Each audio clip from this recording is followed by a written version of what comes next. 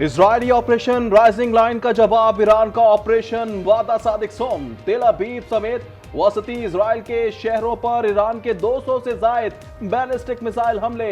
Israeli वजारत दिफा के headquarter के करीब आग भड़क उठी।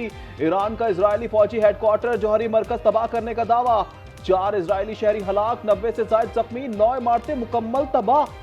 ईरानी पासदाराने इनकलाब का कहना है तिल अवीव में 7 मकामात और फौजी वसाइल तैयार करने के मराकज को निशाना बनाया। अहदाफ को नुकसान पहुंचने के सबूत और सैटेलाइट इमेजेस मौजूद हैं। दावों के बावजूद दुश्मन ईरानी मिसाइलों की लहर का मुकाबला नहीं कर सका।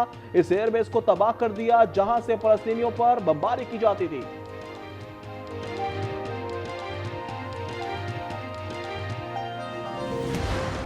ईरानी दारुल हुकूमत तेहरान फिर धमाकों से गूंज उठा। खबर एजेंसी के मुताबिक तेहरान में 4 खौफनाक धमाके रिपोर्ट हुए। हमले में मेहराबाद हवाई अड्डे को निशाना बनाया गया। ईरान का 2 F-35 तैयारे मार गिराने और इजरायली खातून पायलट की गिरफ्तारी का दावा।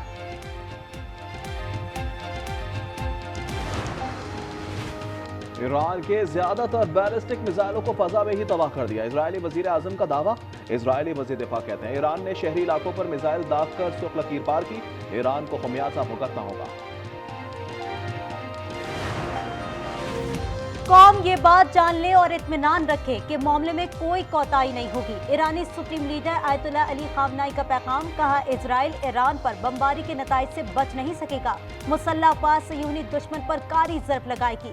कौम हमारे साथ है, इंशाअल्लाह सयूनी हुकूमत पर गालिब आएंगे।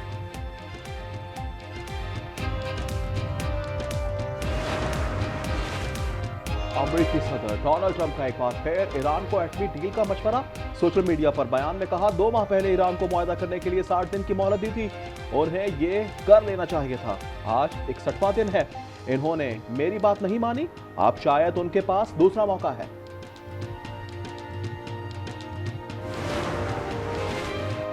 पाकिस्तान तमाम फोरम्स पर ईरान के मफादात का तहफ़्फ़ुज़ करेगा। वज़ीर दिफा ख्वाजा आसिफ का कौमी असम्बली में खिताब। कहा इस वक्त ईरान इजराइल जंग जारी है। OIC का इजलास बुलाकर तमाम मुस्लिम ममालिक मुत्तहिद होकर इजराइल का मुकाबला करें।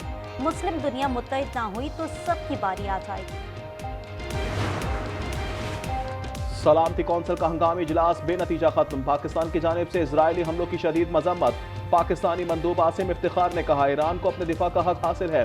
इजराइल खुली जारियत कर रहा है। पाकिस्तान खित्ते में अमन इस्तेहकाम का ख्वाह है।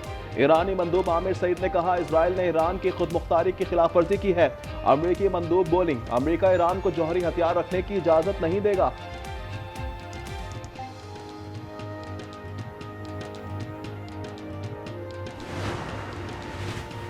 ईरान इजराइल जंगी सूरत हाल में सऊदी वली अहद शहजादा मोहम्मद बिन सलमान की सिफारती कोशिशें। अमरीकी सदर डोनाल्ड ट्रंप, फ्रांसीसी सदर मैक्रोन और इतालवी वजीर आजम जॉर्जिया मेलोनी से टेलीफोनिक राब्ते। मशरिक़ वस्ता में अमन और सलामती के लिए मुश्तरका कोशिशों को बढ़ाने पर इत्तेफाक। सऊदी वली अहद का मसाइल को तहम्मुल मिजाजी से हल करने पर जोर।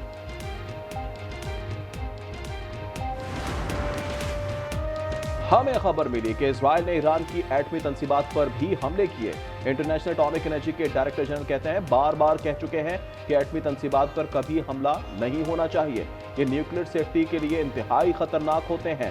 ईरान ने बताया कि अफसरदगी साइट पर रेडिएशन की सतह मामूल के मुताबिक है। ईरान में इजरायली जारियत की मजम्मत करते हैं। वजीर आला सिंध मुराद अली शाह की पोस्ट बजट प्रेस कॉन्फ्रेंस। कहा इजराइल ने रियासती दहशतगर्दी की। गुज़िश्ता रोज इजराइल के खिलाफ करारदाद में अपोजिशन ने पता नहीं किसके कहने पर हंगामा आराई की। अपोजिशन अरकान शायद इंसानियत पर यकीन नहीं रखते।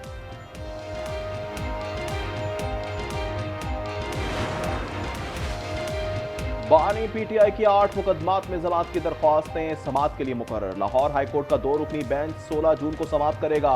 बैरिस्टर सलमान सफदर दरख्वास्तों पर दलाइल देंगे। ग्रेड 20 और 21 के अफसरान से सरकारी गाड़ियां वापस लेने का हुक्म। लाहौर हाईकोर्ट ने बड़ा फैसला दे दिया। चीफ जस्टिस और दीगर जजेस की मंजूरी से मोनेटाइजेशन पॉलिसी जारी। ग्रेड 21 के अफसरान को 77,000, ग्रेड 20 के अफसरान को 65,000 रुपए माहाना फिक्स अलाउंस देने का नोटिफिकेशन जारी।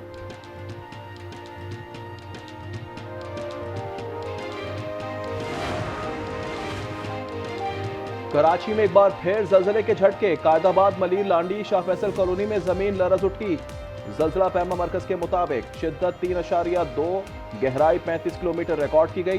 1 जून से अब तक 39 बार जलजले के झटके महसूस किए गए। कराची के इलाके मूसा कॉलोनी में पुलिस और रेंजर्स की मुश्तरका कार्रवाई। 12 साल बच्चे, 8 मजदूरों और मजहबी जमात के 2 कारकुनान के कत्ल में मतलूब मुलजिम गिरफ्तार। पुलिस के मुताबिक मुलजिम 2014 में बांग्लादेश फरार हो गया था।